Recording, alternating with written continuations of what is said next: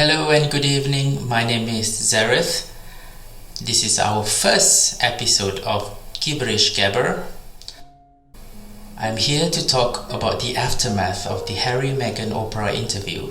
By all means, it's been a few days and probably about a week since we've had and seen the interview. In this context, I will talk about the monarchy itself, the power behind it, and the establishment, not just back in the UK but also in Malaysia. Having born in Malaysia and lived mostly in both countries really, the UK as well as Australia, I have a mixed feelings about the monarchy and how it should reflect in this modern day. So the question is, are they still relevant? And can they be progressive? As well as why we are in deeply fascination with them. The royal family seems to us a bit elusive and mysterious, potent yet alluring, while making them somewhat accessible. It is to humanize and normalize what we think of royal family through pictures and videos of marriages, engagement, birth, deaths, celebrations and important events. Like the United Kingdom, Malaysia too has their own royal families as a defender of faith and a symbol of nationhood. But in our case, we have no ideas where our royal family made their money from, and we didn't scrutinize their financial sources, their expenditures, and how involved their businesses in our daily lives. If you are as old as I am, I'm sure you could still remember the many PR exercises and how the Queen herself has succumbed to public pressure, and how disastrous even of our King, when with his tardiness and seriousness of his duties back then. Aside from the issues of racism, mental health and suicide, the interview posed a kind of intergenerational collision which is at the heart of monarchy's power, establishment, tradition. We are seeing whether this would be a progression and how you can maintain the hegemony when you have to be seen relevant, and how you justify an antiquated institution that costs a lot of money both in the UK and Malaysia to maintain their privileges at our own expenses. And where is the economic equality in it?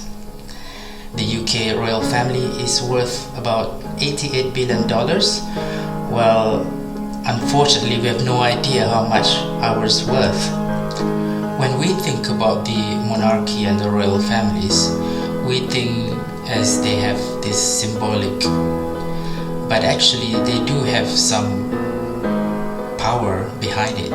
A constitutional expert in Oxford University, Thomas Adams, revealed that the kind of influence the Queen has over legislation, where the monarch was able to see the bills to be passed in the parliament, and she can also withhold the approval of the content which affects the crown interests. This titular role that we have agreed to coexist requires pageantry, mythology, belief, tradition, and faith. Hence, we were told that the Queen or our King, for example, in our national anthems, God Saves the Queen and Rahmat Bahagia, Tuhan kurniakan Raja kita selamat bertakhta, shows that after God, then it's the hierarchy of the monarch. My intention was not to bash or criticize a particular idea of how we should move forward. Even I am not questioning the privilege itself and the idea of having an emblematic wealthy even in a republic kind of setting. The idea of privilege is still engendered in the same way when we witness in the dynasties of the Bushes, Kennedys, Gandhis, Lee family in Singapore, Trudeaus of Canada, Aquinos of the Philippines, and Sri Lankans Rajapaksa. While the monarchy itself is seen as the nucleus of elitism, it is also the clearest encapsulation of privilege, meaning there is not much of contradictions between the royal family and the political dynasties of the world that we know of. This conversation is to bring about positive and constructive changes that is needed in the world today. I must say that it's a grave mistake for the royal family to not being able to integrate a biracial commoner, that is Meghan Markle, into the reality of the 21st century. She was able then to represent the Commonwealth, which is about 60 to 70% non-white population of both of them, and kudos for initiating a great tectonic discussion of racism and mental health issues, which we will examine in the next episode. Thank you.